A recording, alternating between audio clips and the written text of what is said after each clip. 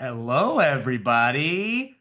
Great to not see. We can't see you. I can see Mark and Josh, which is just as exciting. Mark Swift, Josh Ruben, here for a wonderful chat on the intersection of horror and comedy. Guys, why don't you give a little intro of your careers? Mark, why don't you go first, and then we can dig in after Joshy. I'm one of the olds. Uh, we sold we sold our first script, I think, in 1998, and it was a script that was a horror comedy.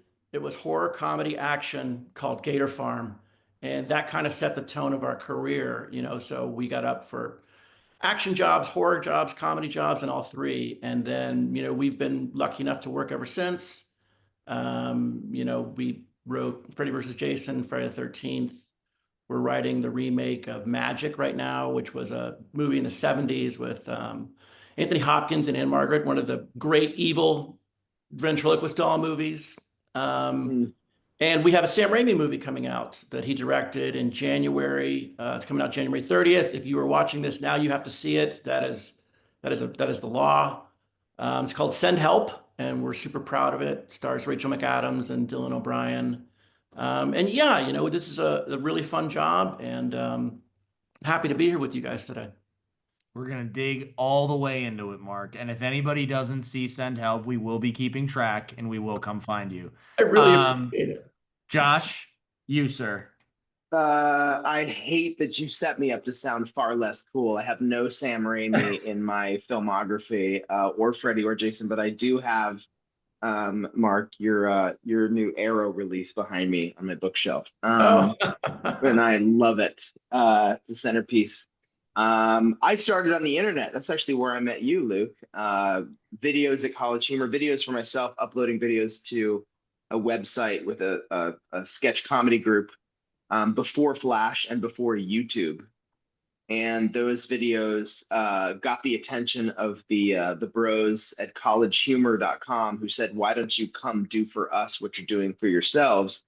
And we started making branded videos. That turned into, "Why don't you come full time as a director, writer, and on camera talent at College Humor?" And I was super resistant to it. All I wanted to do was be a method actor in New York with a bad blazer, working off Broadway. And that turned into 7 years because they were just, kids my age, and we were kids, like a bunch of 25-year-olds running around New York with cameras and somehow making a living. And I bounced in 2014 to go solo, had a little bit of a commercial directing career, and in a moment of crisis, cashed out my College Humor 401k recklessly to finance my first film. That film went to Sundance. That film was called Scare Me. And then that turned into this career where I'm a film writer, director, and still keep my hand, or I should say my foot, a hand and a foot in the comedy world, which is still where people mostly know me. Yeah, and I just to brag about Josh for a second because he left some credits off. So Werewolves Within, also a fantastically successful sort of intersection of horror and comedy, and then loved um, it. I Oh, loved it thank you. too. Big studio flick, Hard Eyes, which came out this February around Valentine's Day, and Josh has a little poster there in the back, which he's very sort of nonchalantly placed. But please go see Hard Eyes in your living rooms. It is now available on streaming and TVOD. And I am Luke Kelly-Clyne. I run Kevin Hart's studio here at Hartbeat. As Josh noted, I started my career at College Humor largely thanks to Mr. Ruben. So I had to repay him by having him talk to all of you here today. And my job is mostly comedy. But I have done some crossover. We just had a kind of sci-fi horror thriller come out called Xeno in theaters. And I've learned a ton from just sitting with Mark and Josh over the years and understanding the intersection of horror and comedy. A lot of people say, right, in the comedy space, and a lot of people say in the horror space that they're sort of mirrors of each other, right? They're reflections of each other in terms of the timing of scares versus jokes, and sort of there's the general structure of horror filmmaking and comedy filmmaking is so similar. I want to start talking about that just generally. Mark, why do you think that is? What is the mirror image thing all about? I think a lot of it depends on the fact that both are kind of rooted in shock and surprise. I think the best joke kind of stuns the audience for a second. Oh, I didn't see that coming. Oh, that's a situation that's crazy to me. That's really out of the box. And horror does the same thing. We want to put someone in a position that, they don't know, they're over their head, they don't know what they're doing, but we want to surprise the audience, want to shock them. So I think they're rooted in the same DNA. Josh, do you agree? Can you imagine if I was like, actually, I, yeah, I would I would love that. I would love I, that I actually. It'd be completely spicy. agree. Yeah. If anything, I would just compound to say that it's a ride of endorphins. The way that you go into a comedy, like the way I felt leaving Naked Guns the same way I feel leaving, weapons, for example. Is you feel like, oh my gosh, you're left with this kind of cathartic feeling. I laughed and I jumped, and I'm so happy that I had the experience. So it gives you a ride. It's what I call no money fun. If you just pop on a horror or a comedy at home, it takes you for a ride where you get to just be in your seat and sends you through a bevy of emotions. Yeah, and I would Yeah. say one thing, just to kind of set our terms right off the bat, when you tell someone maybe that's not in the industry, horror comedy, they might think of like the scary movie franchise. But that's not really what we're talking about. We're not talking about spoofs. What we're talking about is, or at least what I'm talking about is Evil Dead 2, Return of the Living Dead, Reanimator, American Werewolf in London. These are horror movies that have laughs in them. And I think that there is a difference. The scary parts are scary, the funny parts are funny, and those are often happening at the same time. But if someone were new to the genre, I would say watch Evil Dead 2. To me, that's the granddaddy of Mm, all horror comedies. It's hysterical, but it's also really scary. But we're not talking about spoofs here. Yeah. Is Good that fair? Is distinction. that fair, gentlemen?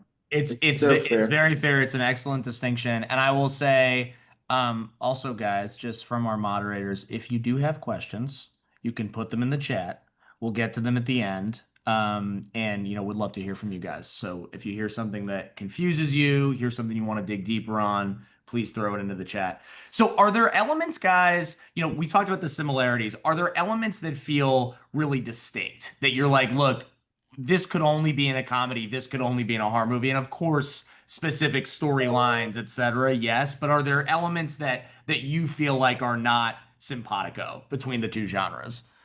It's interesting because I've mostly played, at least filmically, in the horror space, the horror comedy space, as it were. But what's always been the constant for me, like Mark was touching on, is never shortchanging the genre. So if you do the great thing about all the films that Mark referenced, and especially things I like to do when I'm directing, is um, in a horror comedy, you never play the laugh. Like you never scream funny. We had Sam Richardson star in Werewolves Within, for example.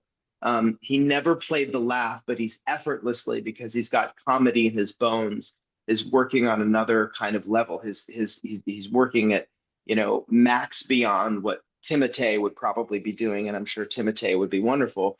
But you never want to play the laugh, and certainly when you're doing comedy as a through line, and when you're doing horror comedy as a through line. With comedy, it feels like the gloves are off a little bit. But what I really appreciate about comedies that I really really love, like Airplane, like the things that the Zuckers have done, is one of many examples, is that they don't often hire comedians. You don't see the laugh coming.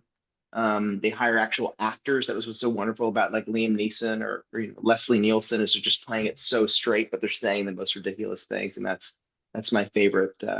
That's my favorite constant with the comedies. It's certainly like get me, and that's really what helps the surprise that Mark was touching on.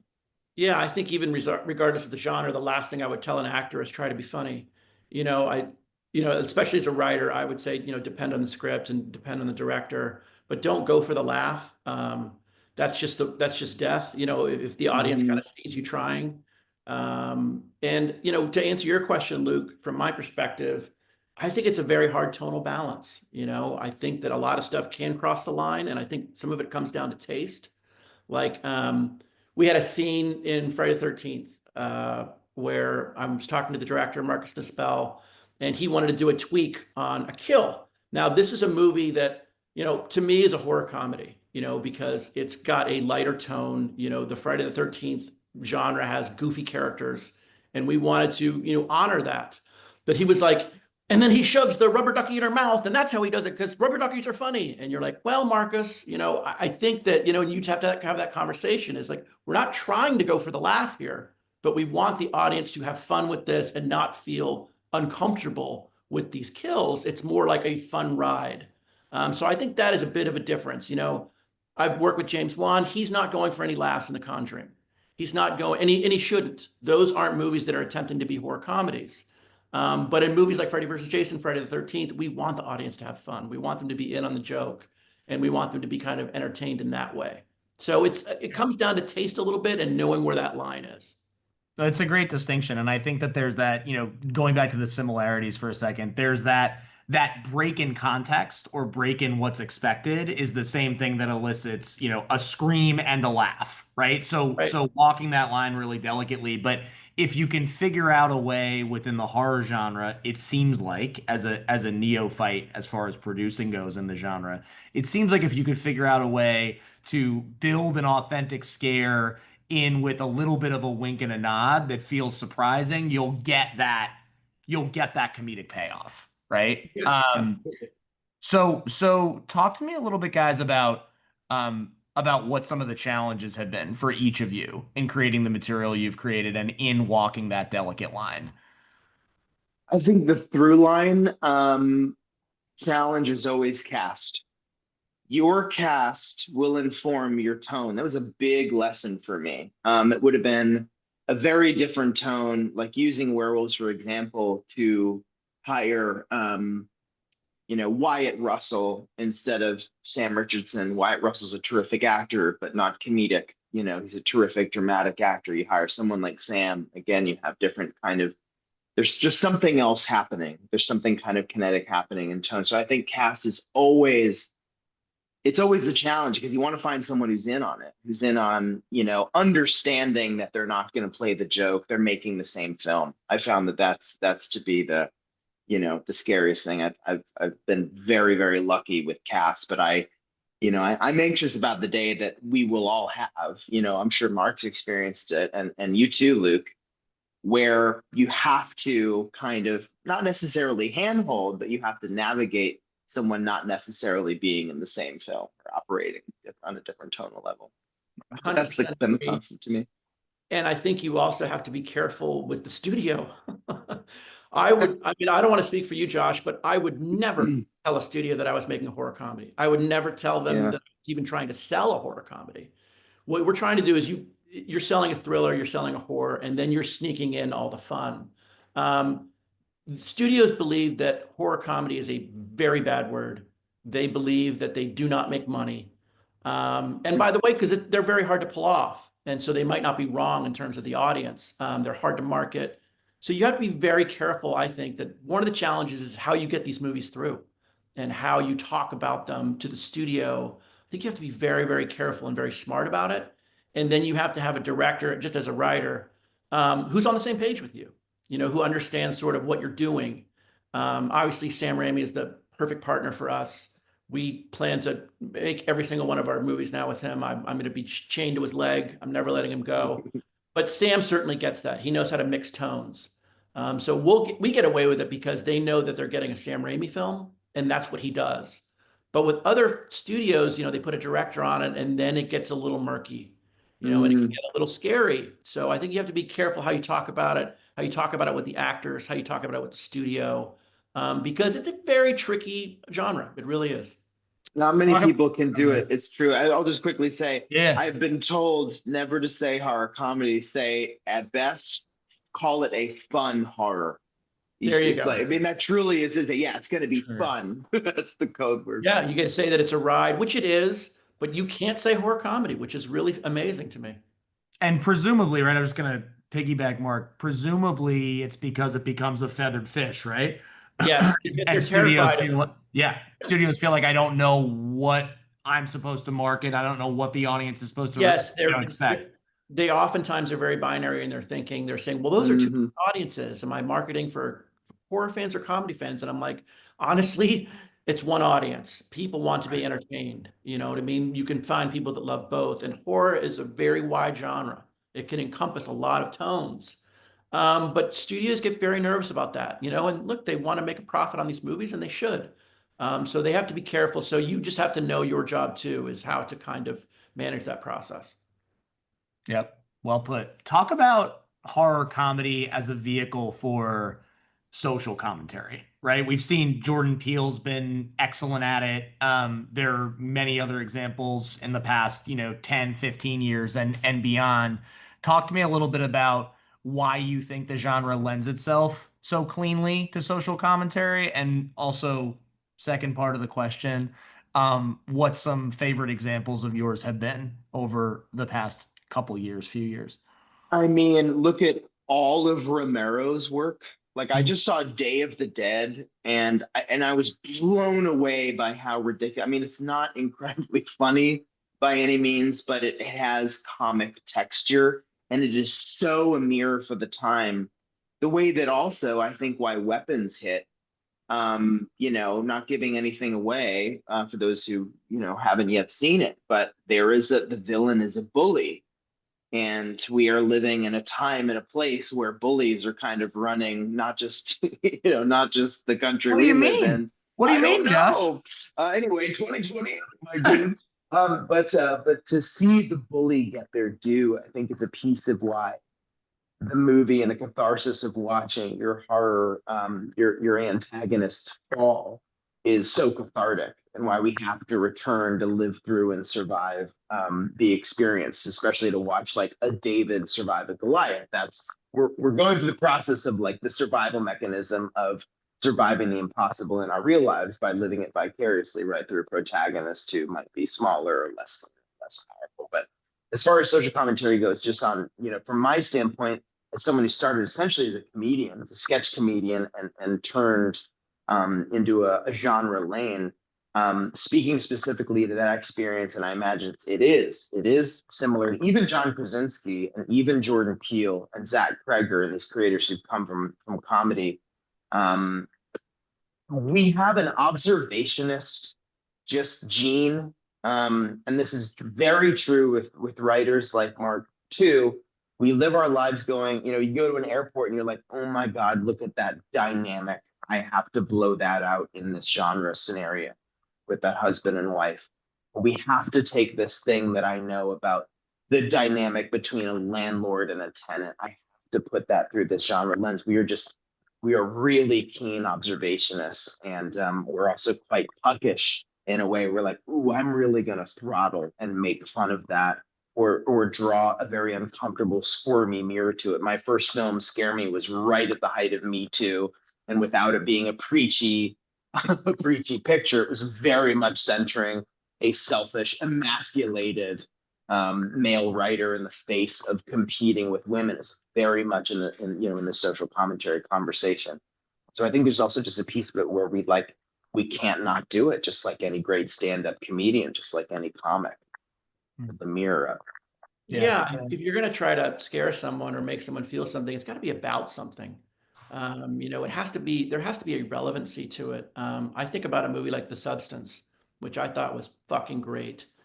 Sorry for my potty mouth. I don't know how many children are watching, but the movie had so much to say, and it was horrifying and it was hilarious. I mean, it's a great horror comedy, and it's a way to also bring up issues that aren't necessarily being talked about, and and for every viewer is not thinking about it. Not necessarily every horror fan is thinking like, oh, what would it be like to be a woman in their mid-50s in modern society, and Mm. our standards of beauty. And so horror is just a great genre to be able to smuggle in themes and topics that other movies just can't touch.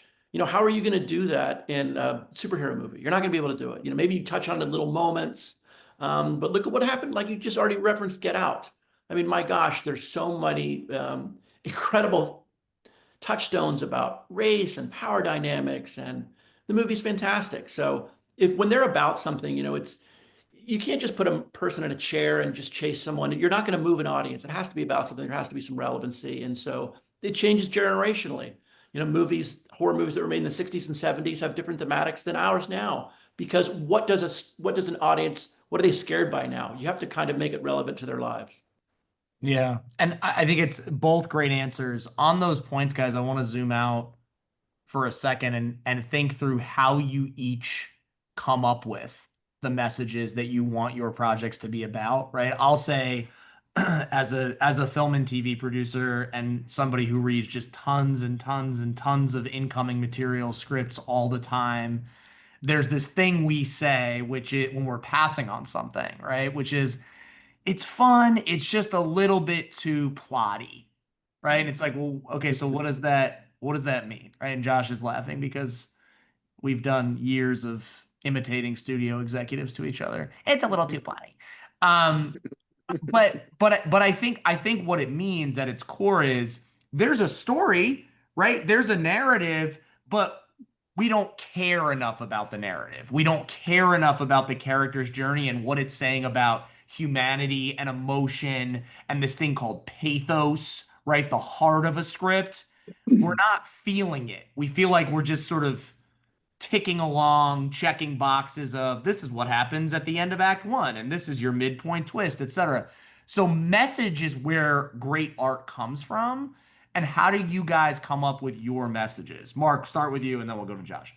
I think it's a very tough question. It's a very good question. We are very concerned with also not making it seem like you're being preachy. I think that's death. Mm. We don't want the audience to feel like they're forced to eat their vegetables. There's plenty of Oscar movies. They're going to do that at the end of the year. That's not what we're trying to do. So oftentimes we're smuggling in a message. We're giving you some dessert, but that's what you're not the focus of the meal. And you also have to do that, also getting that by the studio, because they sometimes get very concerned about politics. They get very concerned about messages and they don't want to offend anybody. So we always ask ourselves, is this going to be relevant? What is this about? And make sure that's in there thematically. Oftentimes you'll even start with that. You know what I mean? What kind of message do we want to convey here? But if we're not passionate about it, if we don't believe it, it's not going to be on the page. I think those scripts that you're talking about that are checking boxes are probably just written cynically. Like, oh, this is a great log line, and oh, this will have a great ending that the studio is going to love. Mm. And then it'll come across as just empty. I read scripts all the time from young writers, and I'm like, I don't think you believe what you're saying. I don't think that you care about Mm. any of this stuff. I don't think you care about these characters. I don't think you're trying to put them through something and go to the other side because you want that. I think that you think that you're making what I want to read. And I think that's death. So that's what I would say. The only times, excuse me, I've ever really won a gig or ever got the privilege of making something was because I always, I often, I'm awarded gigs based on pitching as a filmmaker. I've had a couple things recently, pop off in writing, and it's for the same reason. I make it about something personal. So I think less about messaging than I do what is that specific thing that stinks of me. I don't even necessarily think of what's universal. I live a sheltered life, as all writers should not. But it makes me think of this Rob Reiner thing he just said about the scene in Stand By Me when like young Will Wheaton is crying about how his dad never loved him. And Rob Reiner talks about writing that scene in a hotel room and crying because he believed, not in his adult life, that Carl Reiner, that his dad didn't love him, but he remembers feeling that as a kid. You have to be able to put that specific thing that like stinks of you, even if it is just one keystone moment in your scripts, even if it's not necessarily the engine, but to put that specific dynamic in the context of a horror film, of a genre film, like that is, you could do anything. That's why Walking Dead went on for 150 seasons, is because it was never about the monsters. It was always about the dynamics, these people. So what makes every great film and TV show, right, is character and behavior and dynamic. Yeah, it's that notion, both great answers, by the way. Thank you. It's that notion of we say something in Hollywood all the time, which is this phrase character first, right? Which is like, well, what does that mean? They're characters and everything. And what does that mean? We're putting them on the page, we're thinking about them first, right? It's like, no, really what character first means, at least in my view, and guys, please disagree if you see it a different way, is you're starting with archetypes or personalities that you're defining on the page and wanting to put them in situations that are going to test their emotional and psychological limits to invoke or elicit or encourage some degree of growth over the course of a story. So when thinking about characters, we always, and Hollywood always starts from a position of archetype. That's just where we go because stories are told in a certain way and there needs to be a hero and an antagonist. But within those sort of tried and true frameworks, thinking through the real psychology of your characters and thinking through what makes them tick, not just from a plot point of view of, how does Mark go get the sandwich at the grocery store, but to use that terrible example and build it out further, why is Mark at the grocery store in the first place at 3 o'clock in the morning, right? What is he searching for in his life? Those questions and the answers to those questions and the thought around those questions is what we mean when we say character first. Story's easy if you have really, really compelling characters who hold an audience's attention. Guys, talk about your experience building great characters. Josh, we'll start with you. I mean, again, for me, it always comes from I can't get in unless I understand it, unless I see something of myself in there. So for me, all the only other character building I've done, or especially if it's an what's called an ODA, like an open directing assignment, if I like win the gig, so to speak, it's because I can speak to, ooh, I see specifically that this kid has, daddy issues, and there's a living up to a kind of Titan reference or something about the romance and the insecurity in a romantic dynamic that I can really dig into. It's all about what I can dig into personally and then blow it out from there. It's the only way I really know how to do it. Well, I mean, I don't know. What about you, Mark? I have to really care about my characters. I mean, we've done probably 50 studio movies, and I could tell you everything about every character we've ever written in all 50 of those projects. And I can't remember what I had for breakfast yesterday. I mean, you get emotionally involved with them. And, regardless of genre, you got to put them through hell. You have to, in going to get the sandwich, I want a car accident, on the way, and why, the call from from your wife with a tragedy at home.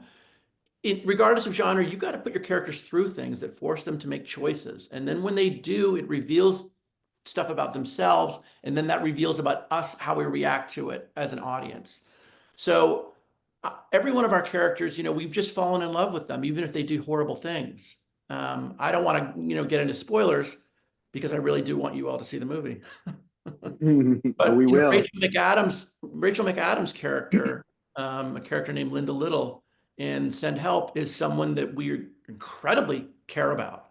And we were on set talking to Rachel, and she would ask questions, and I would give my opinion, and Sam would give his. You know what I mean? And we're talking about it as like a real person. And then when magic happens, and you're at a cast reading, and you're all of a sudden like, oh my God, I'm looking at her.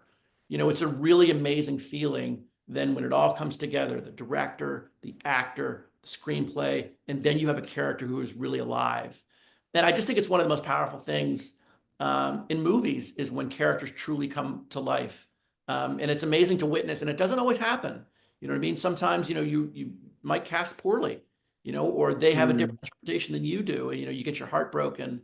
But I just, you just have to fall in love with your characters, but at the same time, you can't go easy on them. You have to put them through hell. So that's how they reveal themselves. Mark, can I ask how much of I love what you're saying about falling in love with those characters. How much of the archaeological process of writing revealed, like when you put them through hell, revealed to you something you didn't know? Like, oh, well, I guess Linda's going to make this choice. Shit, I'm going to Yeah, follow the lead. it happens all the time. And I know it sounds just not believable or cliche, but when you really have a great setup and a great act one, the act three is already written. Even you're like, oh, Mm. God, I don't want her to do that. She's gonna do it. You're gonna do it. And you watch the characters come alive on the page. And I know that sounds like bullshit. I know you think that sounds like a cliche. No, you're the writer, you're in control. At a certain point, honestly, you're not, especially if you're writing a great piece. The characters are taking over. They're telling you what they want to do, and you have to just get it down. At least that's what we found. I mean, most of our originals haven't been made. They're still scattered at the studio. So in some of those, I think the studio would like, oh, I wish, they hadn't made those choices or this or that. But, you have to be true to your characters. And, we always try to be. But they really do take on a life of their own. They really, really do. What's the best tip you can offer our listening audience to understanding what show don't tell really means? Mark, you just, got into it a bit in terms of surrounding your characters with hell, as you put it, to elicit certain reactions from them that really make you understand their character more clearly. But oftentimes showing not telling is a piece of advice that does not get heralded when especially new writers are writing scripts, and it's one of the things that makes stories feel sort of surface level. Can you talk a little bit about how you would instruct a new writer to heed that advice? Yeah, I see it all the time. I'll read a young writer's screenplay. And this is because, it's a craft.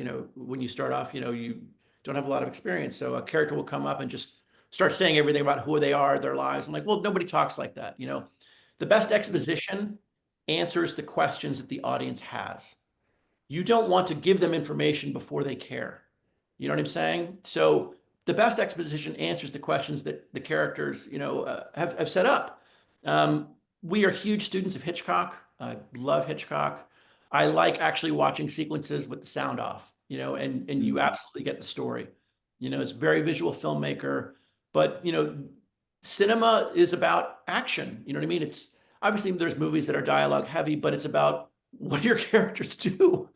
So I think when you get a screenplay where you're just basically describing a story instead of seeing it, it's just very obvious. Um, but it's tricky to do, but I think that comes over time. I would say watch some great movies and look at the sound off and see how the filmmakers are doing it. I think that You would. can watch Jaws, Oh any yeah. one of us right now, and know exactly how Quint, Brody, and Hooper feel at any given point. And how Never that does. dynamic works between them at all times. Absolutely. You know that there's a tug of war with masculinity, with insecurity. It never at any point, God, it would be horrible if I got this trivia wrong, but I'm 99.9% positive that Chief Brody never says, I am nervous. You're right. He just is the only I just spit all of my he's the only guy wearing a life jacket. That's right. His shirt is tucked in, and he has his wife asks him if he's got his Dramamine. I mean, it's like, the only guy who's wearing the suntan lotion, the zinc on the nose. Like he never at any point tells you, I feel this, but that he is shitting his pants. And that's why it's so cathartic that he ends up being the guy to shoot the tank, in the mouth. I think that's an extraordinary. I mean, there's so many, but it's an extraordinary example. And And I yeah, think, I think, go ahead. I'm sorry. Go ahead. I No, was just going to say, we also have to kind of blame the studios a little bit. I think that they underestimate how smart audiences are. I think that studios are always saying like, they're not going to get it. You have to say that. You have to explain that. But audiences are pretty fucking smart.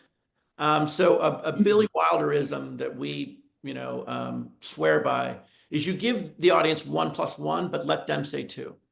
If you Yes. say 1+1 equals 2, if they're ahead of you, they're going to kill you for it.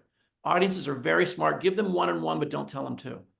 But studios, they get nervous about that. We've had movies where we see the final cut and like, why did you add all that voiceover where you're explaining things? You've ruined the first 5 minutes of this movie, and it's like, well, one person in the test audience says they were confused. And it's like, well, let that one person be confused. I care about the rest of them.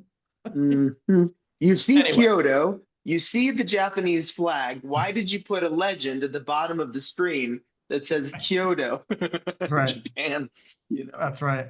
No, I was absolutely great answers, guys. I was gonna go back to the Jaws reference for a second, which I think is a wonderful example of horror comedy, right? And so much of Yeah. Spielberg's work is exactly that. Mark said something, Josh really unpacked the show and tell as it related to Chief Brody. Mark said something before Josh's answer that I just want to key in on, which is exposition comes into play when the audience is wondering about something or wants an answer to a question. That's the best kind of exposition. There's another scene in Jaws where it's Richard Dreyfuss's character and Chief Brody, and they're I guess Hooper, right, is Dreyfuss's character, and they're on this beautiful boat that Hooper has and is driving as they look for a lost vessel late, late, late, late at night. It precedes one of the biggest scares in the movie. And you're kind of wondering, like, this guy, Richard Dreyfuss's character, Hooper, who works at the Oceanographic Institute, has access to this like yacht that he's driving around. And Brody says, "So are you really rich?" And he goes, "Yeah." And then he goes, Oh, like you or your family? And he goes, well, both or whatever. How much do you have? Me or the whole family? Right. And it's this yeah, sense yeah, of like, there's it's something great. really human about it. And we were wondering, and they explain so much through that exposition and also through Dreyfuss's character's answer, yeah, responding to how much me or the whole family is like, oh, this guy's like generationally wealthy, and that's going yeah. to inform how he comes at every challenge in this movie, right? Great Tells you example. everything you need to know. Right. So, anyway, love that. Guys, we're going to get into some questions. Give me a moment while I scroll through here. You guys have in the listening audience just a ton of really wonderful questions. Okay, so Barbara had a question about the difference in process regarding storyboarding for horror moments versus comedic ones. Is there a way that in the preparation for shooting, and for those who don't know, storyboarding is the process by which directors, and sometimes in working with writers, but mostly directors and their directors of photography will say, all right, scene by scene, let's break this movie down, and shot by shot within each scene, what are we going to be capturing? Right. So, Josh, let's start with you. Is there a difference in how you board comedy versus horror? Well, I never board comedy. Comedy is often an organic event that happens between one or more actors. If there's a stunt or a spectacle involved, like if it's, Jerry Lewis falling down a flight of stairs, I'll want to board it to show the stunt person, for example. Or if there's a giant visual gag of two people are just having a casual conversation in the foreground eating Twinkies, but in the background there's, a boat crashes into a pier or Bigfoot steals the rest of their picnic. I'll want to board it so that everyone understands a little bit tonally what's happening, sure, but more so that my production designer's on the same page, that the special effects people are on the same page, etc. Never board a comedic moment. It's always for spectacle. It's always for technical. Mhm. Very, very well put. Cindy has a question. Are there comedy tropes? Excuse me. Cindy says she was excited to hear how horror reflects social anxieties, going back to that kind of cultural commentary moment. And she asked, are there comedy tropes that do the same thing? Or in other words, do we lean towards certain types of humor that reflect what we're looking for as a society at a given moment? I have thoughts on this, but Mark, why Mhm. don't why don't you go? No, I want to hear what are your thoughts on it first. So I think that when you talk about you look, and we've sort of danced around it, right, without getting political at all. There are administrative politics, and no matter who's in office, right, what the society and the culture is feeling, right, based on policy, based on cultural viewpoint and lens.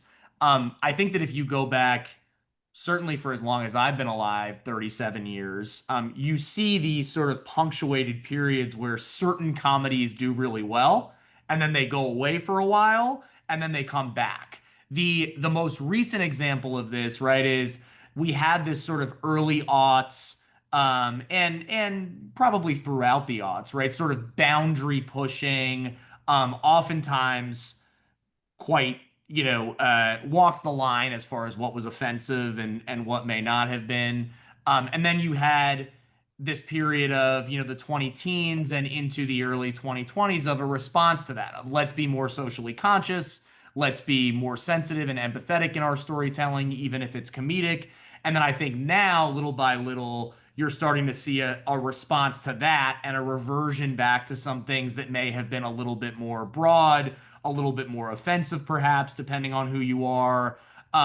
That's absolutely a reflection of where we are as a society. So take that for what it's worth. But Mark, Josh, what do you guys think? I think a lot of it also is, some movies are a Rorschach test for the audience. What are you bringing to the table? I think a Yeah. great example is a movie out in theaters right now, which everyone should see, called One Battle After Another. Yep. I Mm, absolutely loved it. It's got a ton of humor in it. It's got a ton of action, and it's got a lot to say. And I think you mm, could have a group and say half the audience would say, this is woke. I hate it. The other side would say, oh my God, they really roasted those libtards. You know what I mean? It shows the extremes on both sides, but PTA finds the humanity in the middle. I loved the movie so much. And then, we get back to, you know, earlier what we're talking about of smuggling in themes, but really it's about a father and a daughter. You know what I mean? A Gen X guy who kind of took his eye off the ball because he loved his daughter so much, and then the consequences of that, which are both comedic and horrifying and political and funny. And look, it's going to win a ton of Oscars. But I think that a lot of the social commentary is what the audience sees in the movie. And I think that that's something that's very hard to pull off. But I think if you mhm. have so much to say and you don't spoon feed the audience, they're going to take sort of what they take. And I think that's a great thing. Full agree. I got nothing to add to that. It's brilliant. Wow, Great just movie. real Everybody sign. should see it. It's true. I think he mentioned that it is Star Wars. He's like, you have Vader, you got Luke, Right? you got Leia, and you'll see exactly what he's talking about. It's an It's epic, but it it's really really is. fantastic. But hard movie to market. You know what I mean? Like, it's hard, and it took a big swing. But look, that movie happened because, not to start ranting, but because Mike DeLuca is running Warner Brothers, and Mike DeLuca has a relationship with PTA, and he still wants to make original movies. That's why he also Mm, made Sinners. So, we need studios to say, yes, we're still going to make original material. That's a movie costs $130 million. It is not going to make its money back, but it's a movie that'll live forever, and it's going to win some Oscars, and mhm. I'm glad it got made. So, we all, we can write these things, but we also need the studios to make them. So, we got to keep being relevant, keep kind of trying to do things like horror comedy, which are not easy to get across. But it's up to us as writers and filmmakers to kind of still believe in it and say the audience wants these movies and we got to fight for them. Absolutely right. And I think even in the One Battle After Another example, right? You hear what Josh said about there are archetypes. There's the sort of like antagonist and hero Star Wars metaphor, right? Even in a really, really, really daring and boundary breaking and creative, non-formulaic movie, there are still these like universal truths in storytelling that we go back to. And I think that's important to recognize too. A big thing that I think about when I first started my career was always trying to create things that were so off the wall, nobody had ever seen before. And then what happens is you start to get into a space where it's so ungrounded that nobody cares because the human element of what's there in all of us and what's ultimately relatable, right? The seed at the center of the story, the kernel of truth, just like you can't find it. And you're like, okay, why does this thing exist? So even when you're looking at movies that feel like, another great example, Everything Everywhere All at Once, right? Like talking about this core family Mhm. dynamic and this notion of identity and generational divide, like that's where you started with that movie. And then the director said, all right, how do we ramp this up? How do we position this tried and true and hyper relatable nugget through a lens that is really creative and fresh, right? And so I think in general, the discussion of horror comedy is that in a lot of ways. It's a way to sort of, and now I'll have a mouth, Mark. It's a way to fuck with the formula. It's a way to surprise people and catch them off guard, right? There's a question in here. Let's see here. Oh, Eddie asked this question. How important do you think setting expectations is for the audience? Like, are we more likely to laugh if we're told it's a comedy? Do you think horror hits harder in a non-horror movie? It's a great question. And it goes back to that thing of, there's the way that a studio wants you to market the movie. There's a way that you feel as a filmmaker the movie should be put out into the masses. And then there's a way that the audience is going to receive the movie. And ultimately, it's hard to pick one of those lanes and say this one's Mm. right. Where you have to start from is, why am I telling this story? And am I telling it in the most compelling, creative way? And if you answer those two questions, it's kind of like, I don't know, man, like, who gives a shit? Not to speak ill of marketing teams because they're tremendous, but let the marketing team figure it out. You were telling your story. I mean, Mark and Josh, anything to add to that? It's true. I mean, it's a really tricky line marketing, but honestly, I feel like it's certainly as a filmmaker, it's my responsibility to think about how I can get asses in seats, even down the lensing. And have an opinion about, a marketing team may never listen. I'm sure Mark's been through this too. It's like they may never listen to your thought, but I will have an opinion about the propulsion of a trailer and about, how punchy a poster and poster art might be, and ideas. You should have all of those kind of thoughts and feelings about, what will hopefully elicit folks to come, lure folks out of their house. It's super important, and it's not what we sign up for. Often doesn't have a whole lot to do with the personal stuff. But it's these days super valuable to talk about. I like that we're veering into this subject, at least insofar as just this question is concerned, because we need movies to persevere. We want to keep working, and it's really valuable to find as much synergy in there as possible, which is why when a studio listens to the filmmaker and says, okay, you want this moment in the trailer, you don't want to include the robot reveal and companion, whatever it is, it's really, really valuable to have it be a collaborative process. But that is a tricky endeavor. Yeah, even at the script stage, Damien and I make sure we write trailer moments. We do. We think about them. This is a trailer moment. And another thing we'll do is we'll have a couple lines that we'll just say to each other. We're like, this is going to make the trailer. And we're doing it because, like, can we sell this concept in one line that doesn't feel expositional, that still gives it a tone? Perfect example is in Freddy versus Jason. We had a line where one character was going to say to another one, we're not safe asleep or awake.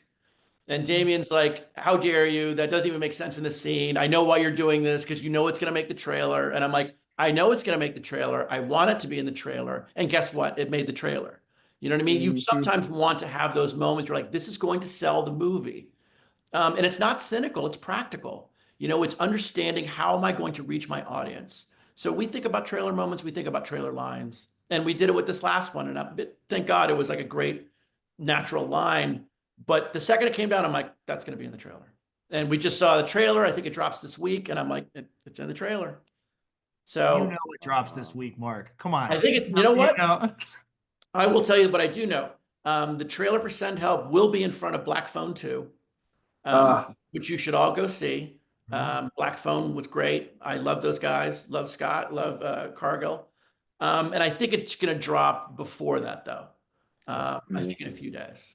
But yes, please go see Send Help. I can't believe I'm plugging my movie so much. Thank you, Oh Luke. my God, a Raimi original? Are you kidding? Absolutely. That is a Come on. no-brainer. Come Well, on. look, it's also on the audience. We have to keep showing up for original movies. We need people to see One Battle After Another. We need people to show up because the DeLucas of the world are becoming more rare. Disney is taking a big risk, but send help. That's an original comedy horror. It's got a lot of tones in it. It's a wild, weird movie. And to Disney and Fox's credit, they're like, we're going to make this thing. So I hope the audience shows up. I really do. I love that. All right, we have time for two more questions. One is very quick and it's sort of theoretical, so I'll save it till the end. Cindy asked, in Josh's intro, Josh, you talked a bit about the evolution of content consumption, which seems to have quickly changed.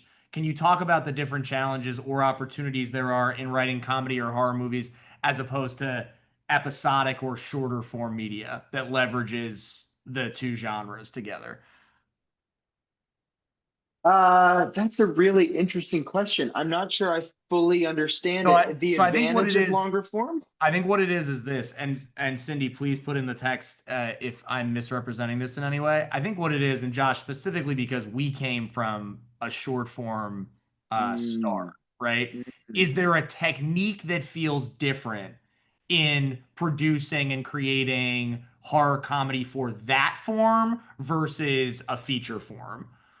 Um, I don't think there's necessarily a technique to make it different. The tricky thing is, and this is what I think everyone's experiencing now, and also why there's a snap reaction to it, especially with Gen Alpha craving longer form shit because they grew up and are constantly injecting themselves and who grew up with parents who were injecting themselves with short form stuff.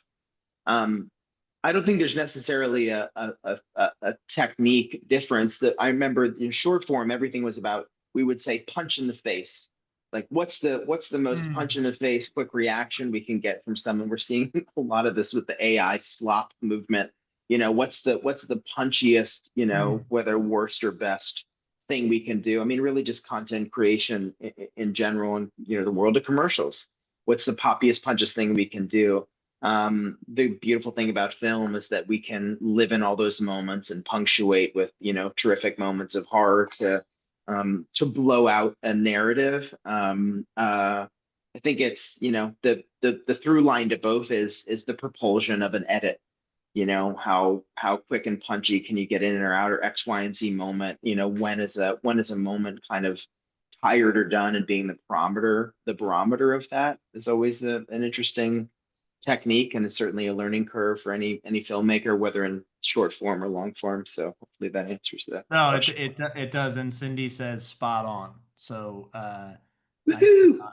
All right, so here's the last question, guys, and um this is an equation submitted by Joe. So he's really trying to fuck us at 10:53 a.m. Pacific It time. He's is, it is sending us Johns Hopkins. We had to get he a said, math. yeah, by the way, he's sending us math equations. All right, so if comedy equals tragedy plus time, right, which is a very common saying in defining comedy, then horror equals what plus what? I will tell you as you guys think about it, I think that horror equals shock plus vulnerability, or some maybe it's vulnerability plus Mm, shock, but it's this sense of your the filmmaker tapping into a really deep hidden fear and then exploiting it in a way that you wouldn't have anticipated. To me, that's maybe a beginning of the answer to Joe's question. I don't know, maybe fear plus surprise. Mhm. Uh, I'll stick with that.